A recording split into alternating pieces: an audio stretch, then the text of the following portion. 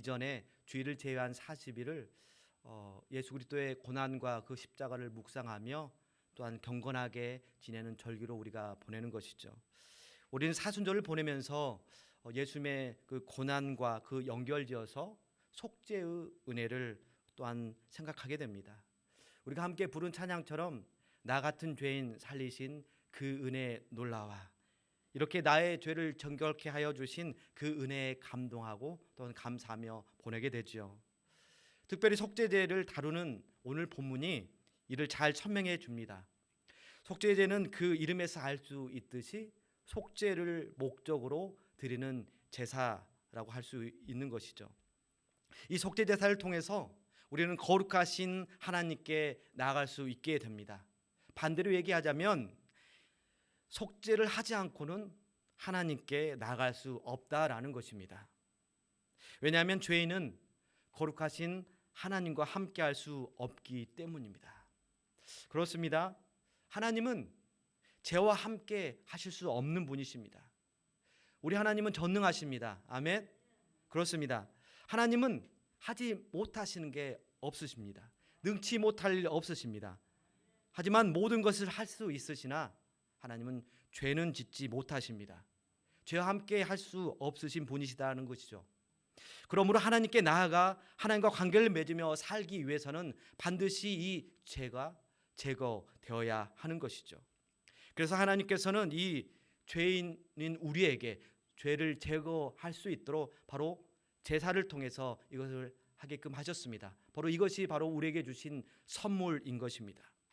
이 시간 함께 속죄제를 살펴보고 우리를 향한 하나님의 크신 사랑을 확인할 뿐만 아니라 그 사랑에 합당한, 그 은혜에 합당한 삶으로 결단하는 이 시간이 될 수 있기를 간절히 소망합니다. 속죄제를 통해 첫 번째로 생각해 볼 것은 누구든지 죄인이라는 것입니다. 속죄가 필요한 대상은 누구일까요? 당연히 죄인이죠. 그렇다면 누가 죄인인가요? 1절에서 4절까지 그 죄인에 대해서 공통적으로 표현한 것이 있습니다. 그것은 바로 만일 누구든지입니다. 만이라고 하면서 만에 하나, 그 가능성으로 자기도 모르는 사이에 누구든지 죄인이 될 수 있다라는 것입니다. 그렇게 실제적인 죄에 대해서 거론해 주고 있는데요. 1절에서는 저주하는 소리를 듣고도 증인이 되어서 알고 있는 것을 알리지 않으면 이것이 오히려 범죄다라고 우리에게 가르쳐 주고 있습니다. 죄를 죄라고 말하지 않는 것은 어떤 것일까요? 그것은 바로 나는 죄를 짓지 않아서 상관없다라고 할 수 있을지 모르겠지만 하나님은 그렇게 여기지 않겠다라고 하십니다. 죄를 죄라고 말하지 않는 것은 죄에 대해서 방조하는 것입니다. 물론 죄라고 말하지 않는 것은 죄를 알지 못하기 때문에 그렇게 하기도 하겠죠. 그러나 이스라엘 백성은, 하나님의 백성은 달랐습니다. 하나님의 택함 받은 백성으로서 하나님께 무엇을 받았나요? 바로 율법을 받았습니다. 하나님은 모세를 통해서 모세 오경을 주셨고 함께 읽은 레위기 또한 주셨습니다. 그래서 하나님께서 출애굽 백성이 광야를 지난 동안 나아가 또한 가나안에 정착하여서 하나님의 거룩한 백성으로 이전의 삶과 구별된 삶을 살기를 원하셨습니다. 그들 속에는요, 그들의 사상 속에는요, 그들의 습관 속에는 애굽의 우상의 그런 문화가 깊숙이 자리 잡고 있었고 부정한 이방 문화가 있었기 때문에 그러한 때를 벗겨내기를 하나님은 원하셨습니다. 그래서 이스라엘 백성이 새 땅, 가나안 땅에서 구별된 삶으로 하나님 나라 백성으로서 살기를 원하셨던 것이죠. 하나님은 공동체 전체가 죄가 무엇인지 깨달을 수 있도록 율법을 주신 것입니다.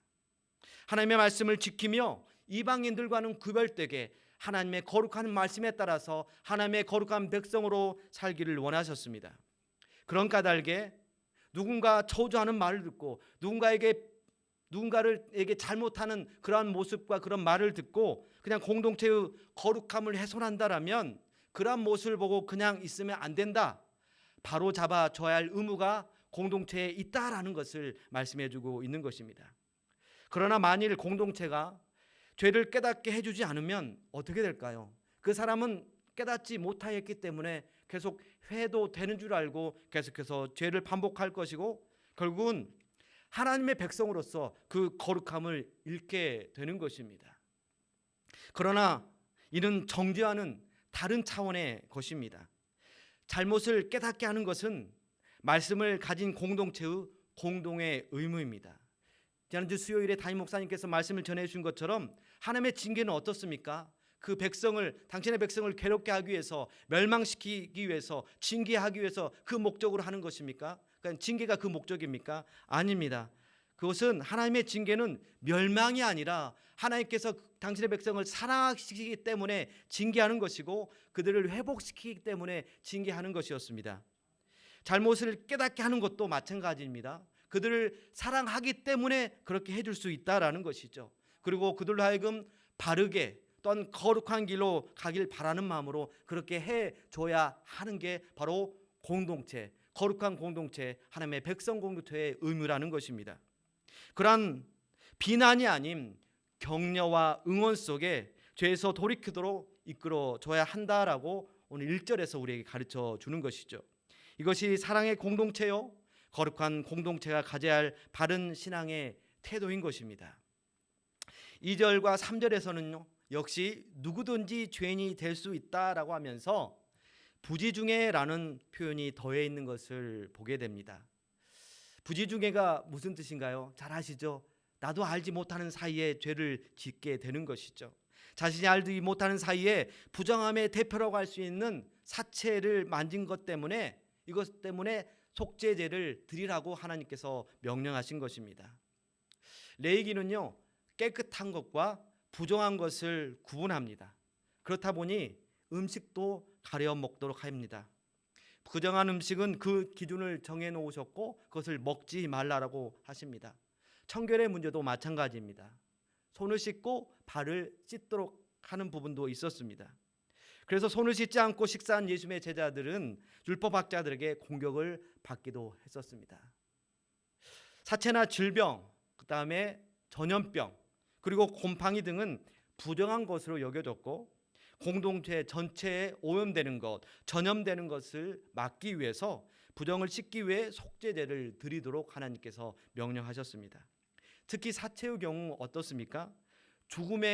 죽음이라는 것은 죄의 결과이기 때문에 오히려 사체를 멀리 하라고 하신 것입니다. 우리는 여기에서 성도의 삶이 어떠해야 하는지를 발견하게 됩니다. 우리는 하나님의 은혜로 영원히 사는 하나님의 백성, 영생을 얻게 되었습니다. 하지만 영생을 얻지 못하는 이들과 함께 한다는 것에 대해서 경각심을 갖도록 하는 것이죠. 성도는 세상의 부정한 자리에 함께 하지 말아야 한다라는 것을 우리로 하여금 생각하도록 합니다. 시편 1편 1절은 이렇게 우리에게 전해주는데요, 우리 함께 읽도록 하겠습니다. 복 있는 사람은 악인들의 꾀를 따르지 아니하며 죄인들의 길에 서지 아니하며 오만한 자들의 자리에 앉지 아니하고. 아멘. 하나님의 복된 백성은 부정한 이들의 생각을 따르지 않습니다. 그들과 같은 방법으로 살아가지 않는다라는 것이죠. 분양한 자들과 함께하지 말라라고 명령하십니다. 그러므로 하나님의 거룩한 백성이 부정한 자리에 함께 있는 것에 대해서 공동체에서는 그것 역시 죄임을 깨닫게 해줘야 한다라는 것으로 우리는 해석해 볼 수 있습니다. 심지어 부정한 자리가 되지 않도록 그 공동체가 서로 말씀 가운데 서서 모두가 다 경건한 삶을 살 수 있도록, 거룩한 삶을 살 수 있도록 서로 격려하고 이끌어주고, 또한 악의 자리를 만들지 않는 것도 너무너무 중요하다라는 것입니다. 교회 공동체가 세상과 다른 것은 바로 교회 공동체는 하나님의 말씀을 따라 살아가는 자들이지 세상 가치관을 따르지 않는다는 데 있습니다. 그런데 어떤 분들은요, 세상 방식을 그대로 교회 안으로 끌어와서 교회도 사람이 모인 곳이니 이 정도쯤은 괜찮지 않냐고, 남들도 다 하는데 왜 교회만 은한 떠느냐고 하는 분들이 있습니다. 그러나 이러한 부정한 말에 결코 동조해서는 안 됩니다. 그런 사상과는 거리가 먼 자리에 우리는 서야 한다라는 것입니다. 혹 부지 중에 세상 방식을 따른다라면 역시 거룩한 삶의 자리로 나아갈 수 있도록 이끌어져야 하는 것이 바로 거룩한 교회 공동체의 의무라는 것입니다. 이어서 4절에서는 함부로 하는 맹세가 죄이기 때문에 속죄가 필요하다라고 가르쳐주고 있습니다. 공동체 안에서 맹세하고 약속하는 일은 참 신중해야 하겠죠. 혼자 마음대로 하는 것은 그렇게 할 수도 있다라고 볼 수 있지만 둘 이상이 서로 뭔가 계획하고 뭔가 하기 위해서는 특히나 교회 안에서 하는 일은 거룩한 일이 될 수 있도록 약속한 것은 꼭 지켜나갈 수 있어야 되는 것입니다. 혹 이것을 함부로 하다가는 자칫 가정이나 교회나 공동체에 크게 손해를 줄 수도 있습니다. 특히나 4절에서 말하고 있는 맹세는요, 자신이 말한 맹세의 내용이 선인지 악인지 아직 모르고 맹세한 태도를 말하는 것입니다. 뒤늦게 내가 잘못 맹세하였구나라고 깨닫게 된다라는 것이죠. 하나님께서는 입으로 맹세한 대로 행하라고 명령하셨습니다. 그만큼 약속에 맹세에 신중하라고 하신 것이죠. 민수기 30장 2절이 이것을 전해주고 있습니다. 우리 함께 읽겠습니다. 사람이 여호와께 서운하였거나 결심하고 서약하였으면 깨뜨리지 말고 그가 입으로 말한 대로 다 이행할 것이니라. 아멘. 우리가 맹세는 바로 앞에 있는 사람이나 함께 살아가고 있는 가족이나 그리고 교회 공동체에서 사람에게 하는 것이지만 성도는 하나님의 백성으로서 하나님 앞에서 역시 맹세하고 약속하는 것입니다. 그만큼 정직하게 맹세를 이행해야 한다라는 것을 말씀해 주십니다. 특히 우리 하나님은 약속에 신실하신 하나님이십니다. 결코 시건치 아니하시는 분이십니다. 그렇기 때문에 하나님의 백성 또한 약속에 충실해야 할 뿐만 아니라 함부로 맹세하거나 약속하지 말아야 한다라는 것을 우리는 기억해야 할 것입니다. 설사 자신이 맹세한 것이 악한 일인 줄 뒤늦게 깨닫고 이행하지 않겠노라고 할지라도 이것은 애초에 잘 알지 않고 경솔하게 맹세했기 때문에 그 태도에 대해서 죄라고 하나님께서 말씀하십니다.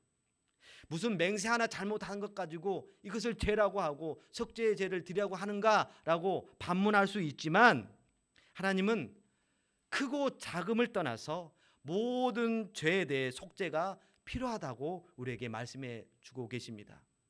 무엇보다 3절 하반절에서는요, 그 사람의 부정이 어떠한 부정이든지 그것을 깨달았을 때에는 허물이 있을 것이다 라고 전해줍니다. 이 말씀은 곧 죄가 죄임을 깨닫는 자가 속죄제를 드리게 된다라는 것이죠. 부지 중에 죄를 범했다 할지라도 이것을 알지 못하는 자는 속죄의 필요성을 느끼지 못할 것입니다. 반면 부지 중에 범한 잘못이라도 그것을 깨달은 자는 그것이 죄인 줄 알기 때문에 속죄의 필요성을 알게 되는 것이죠. 이것을 성령께서 우리로 하여금 죄를 깨닫게 하실 수도 있지만 교회 공동체 안에서도 말씀을 중심으로 살아갈 때 그런 사람이 그렇게 알려줄 수도 있는 것입니다. 종합해보자면 부지 중에 지은 죄라 할지라도 그것이 크든 작든 누구든지 죄를 범할 수 있고 어떤 죄든지 속죄가 필요하다라는 것을 우리에게 말씀해 주십니다. 예외가 결코 있지 않다라는 것을 말씀해 주는 것이죠. 하나님께 회개하지 않아도 될 만한 작은 죄는 없습니다. 그러므로 우리는 크든 작든 누가 알든 모르든 혹시 내가 알고 지었던 부지불식간에 지었던 그런 죄든 나는 죄인이구나, 모든 면에서 죄를 질 수 있는 존재구나 라는 것을 깨닫고 언제나 십자가 앞에 나아가 하나님의 은혜를 구하는 우리 모두가 되어야 될 줄로 믿습니다. 그러나 우리의 삶을 깊이 들여다보면 마치 자신은 죄인이 아닌 것처럼 누군가를 정죄하는 모습을 발견하게 됩니다. 이것이 우리가 죄인으로서 역시 범하게 되는 잘못인 것입니다. 상대방의 잘못을 더 끄집어내고 더 크게 포장하면서 자신은 상대적으로 의인인 것처럼 착각합니다. 내 행동은 옳고 상대방은 잘못이라면서 정죄하는 태도가 우리의 일상 가운데 있음을 우리는 부정할 수가 없습니다. 심지어 자신이 죄인임을 인정한다 할지라도 상대방과 비교하면서 상대방과 비교해 보면 나는 차라리 의인이다, 내 죄는 죄도 아니다라고 하면서 위안을 삼으려고도 합니다. 그러나 아무리 높은 산이라 할지라도 하늘 아래 산일 뿐이듯이 하나님 아래 모든 인간은 모두가 죄인일 뿐입니다. 감옥 안에 있는 사람도, 자선 활동하고 선한 행동을 벌이는 그런 사람도 모두 죄인일 뿐입니다. 모두가 다 도토리 키재기일 뿐인 것이죠. 드러난 죄인과 드러나지 않는 죄인만 있을 뿐입니다. 자기의 죄를 깨닫는 자와 깨닫지 못하는 자만 있을 뿐입니다. 주님이 가늠한 여인을 두고 하신 말씀을 생각해 보십시오. 누구든지 죄 없는 자가 먼저 돌로 치라 말씀하셨습니다. 누구나 죄인인 것입니다. 그러므로 거룩한 공동체 성도로 살아가면서 죄를 죄라고 말해줌으로써 공동체 안에 죄가 머무르지 않게 해야 할 것입니다. 나아가 죄를 깨닫게 해주는 방법도 비방이 아닌, 비난이 아닌, 그런 정죄가 아닌 사랑으로 이끌어줄 수 있는 그런 거룩한 공동체가 될 수 있기를 간절히 소망합니다. 공동체 안에서 누구든지 죄인이고 누구든지 죄를 범할 수 있습니다. 문제는 죄를 어떻게 처리하느냐입니다. 덮어준다고 죄가 사라지는 것도 아니고 정죄한다고 그 죄가 해결되는 것도 아닙니다. 그러므로 누구든지 죄를 깨닫고 하나님께 나아가도록 하여서 속죄를 받도록 해야 합니다. 왜냐하면 누구든지 속죄의 기회가 주어졌기 때문입니다. 속죄제를 통해서 살펴볼 두 번째는 누구든지 속죄의 기회가 주어졌다라는 것입니다. 오늘 본문 6절에서 12절까지는 속죄제를 드리기 위해서 바쳐야 할 제물에 대해서 소개해 주고 있습니다. 무엇을 제물로 바치라고 합니까? 양이나 염소, 산 비둘기나 집 비둘기, 또한 고운 곡식 가루를 제물로 드리려고 합니다. 사실 이것만 속죄 제물로 드릴 수 있는 것은 아닙니다. 오늘 함께 읽은 레위기 5장뿐만 아니라 그 앞에 4장에서부터 속죄제에 대해서 계속 가르쳐주고 있는데요. 그 규정에 대해서 일러주고 있는데요. 속죄제는 레위기 4장부터 소개되는데 4장 3절에서는 숫송아지로 속죄제물을 삼으라고 합니다. 그리고 4장 32절과 33절은요, 어린 양을 제물로 삼는 것에 대해서 전해주고 있습니다. 그리고 오늘 본문에서 양과 염소, 비둘기들에 대해서 그리고 곡식 가루까지 다양하게 하나님께 제물을 드릴 수 있다라고 가르쳐주고 있는 것이죠. 이것은 무엇을 의미할까요? 이것은 바로 빈부격차 때문에 속죄 제물을 드리지 못하는 자가 없도록 하겠다라는 것입니다. 부유한 자는 어떻습니까? 자기가 가진 소나 양을 제물로 드려서 속죄제를 드릴 수 있겠지요. 하지만 가난한 사람들은 그것도 없습니다. 그래서 비둘기라도 제물로 삼을 수 있었고, 집에서 키우는 집비둘기도 없다라면 산에서 잡아서라도 제물을 드릴 수 있었습니다. 심지어 그것도 어려운 이에게는 곡식 가루를 가져다가 제사 제물로 드리도록 하셨습니다. 하나님은 부자의 살찐 양이나 가난한 사람의 고운 가루 한 줌이나 동일한 제사 제물로 여겨주시고 받아주신다라고 하신 것입니다. 비록 지금은 구약의 제사처럼 속죄제로 드릴 염소나 양, 비둘기, 밀가루를 드리지는 않습니다. 그러나 하나님은 우리에게 새로운 방법을 선물로 주셨죠. 바로 예수 그리스도입니다.